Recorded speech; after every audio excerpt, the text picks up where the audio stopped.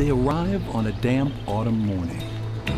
A caravan of thrill seekers in search of an escape into nature and some rugged mountain terrain that will push their vehicles to the limit. So I'm pulling food out, fuel, safety equipment. This group with the Maryland Off-Road Vehicle Alliance is about to take on the trails at Wolf Den Run State Park in Garrett County. And they're off. Navigating the park's Potomac River area, named for the north branch of the river that runs along the property's southeastern border. For Shelley Argabright, riding is a Zen experience. Because you have to only focus on what's in front of you, and you can't think about groceries or all the other things on your to-do list. The first section of the 2,000-acre property opened in 2019. Wolf Den Run is the only state park in Maryland of its kind. It welcomes everyone, but it was designed for off-road vehicle enthusiasts. Park manager Donnie Oates has been here since the beginning. It's like the perfect property because before the state purchased it, it was called the Wolf Den Hunt and Riding Club. So, you know, they put a lot of trails on the property before we got it. Before that, the land was logged, and for decades, mined for coal. The land's new incarnation as a state park features 40 miles of trails, each one color-coded based on its technical features. Like a ski slope, they range from green to blue to black.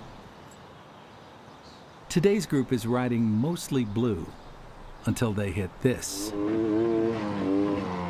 The slag pile. All of this rock that you see down on the ground is leftover trash waste material from the old coal mines that operated in this area. And according to Ranger John Ford, this vestige of the park's mining past is one of its most popular spots. We'll have people stopping and spending a good part of their day here, maybe coming up and eating lunch here. It's probably got the most technical trails of the whole system as well. Brian Johnson, there in the green, is a first-timer who let a friend take the wheel for the climb and subsequent sticky situation. We almost have it, almost! I thought I'd be really upset and nervous about, damaging the car or something like that, but actually it was just a tremendous amount of fun. Back up with your wheels, turn passenger. And then to work together with people to kind of figure out how to get it out was awesome. Thank you. Nice. The goal is not only to keep the landscape from damaging the vehicles, but keeping the vehicles from further damaging a landscape that has been abused for decades. It takes conscientious riders like Max Anthony. There's no trails through running water. That's a big thing to keep the erosion and sediment out of our streams. You go through some of these deeper puddles out here, it splashes out into the field and then it all kind of drains back into the puddle. That water's not going anywhere, that sediment's not leaving the puddle. As a state park, Wolf Den Run aims to balance recreation with stewardship. Certain parts of the park are protected, strictly off limits to vehicles, part of the effort to reclaim the wilderness here.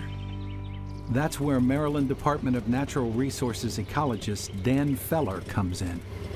That should do it. Looks like about 2,500 feet to the north from here. All right. Today, Dan and Donnie are checking on a remote rock outcropping in the Huckleberry Rock section of the park, traversing precarious crevices, looking for signs of the endangered Allegheny wood rat. It's an awesome sandstone glade here. I've seen old wood rat sign here, but I don't think they're here anymore. We're hoping that when the forest matures, that at some point they're going to recolonize this area from other sites nearby in the state forest. Oh, yeah.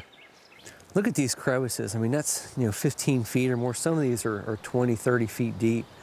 This is great Allegheny wood rat habitat because it's extensive. This rock outcrop goes for over half a mile.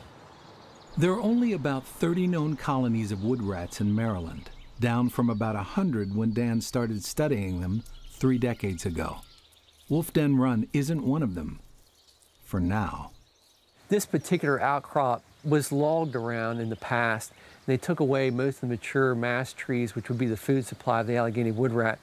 So it doesn't appear that it's occupied right at this time, but there's old sign, they used to be here. And we have sites nearby on the state forest. So we're expecting that this site's going to be recolonized in the future as the forest matures. To find an active wood rat site, you have to head about 15 miles northeast to an outcropping on Savage Mountain known as High Rock. Rocks are a little slippery today.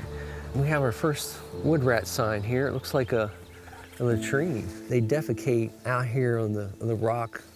Dan and his assistant Ben Neese keep track of the resident wood rat population through trapping and tagging. Oh, we have a wood rat.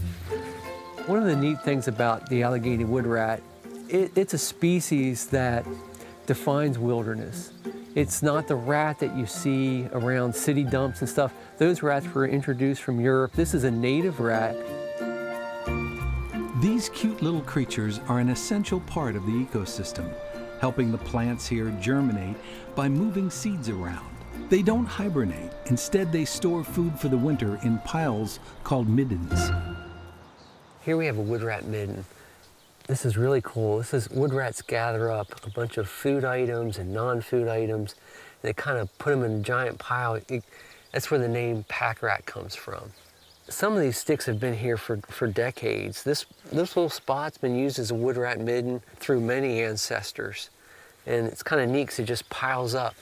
1,090 grams. Dan hopes that by protecting the wood rat habitat at Wolf Den Run, one day soon he'll be finding middens, latrines, and the lovable long-whiskered critters themselves. This small mammal just lives in really remote places, in these remote rock outcrops. So it's an indicator that this is an undisturbed area and a little bit of wilderness persists. Not far from the park's potential wood rat habitat, today's riders are wrapping up after another exhilarating day. To get the full experience, our first-timer, Brian, finishes out the day by going for a spin with Max. It is what I thought it would be, with a minor adjustment. It is, it's more time together with people than it is just staying in the car. A lot of standing around, hanging out, getting to know people. You get to be out places that you probably wouldn't have been if it wasn't for a vehicle to take you there.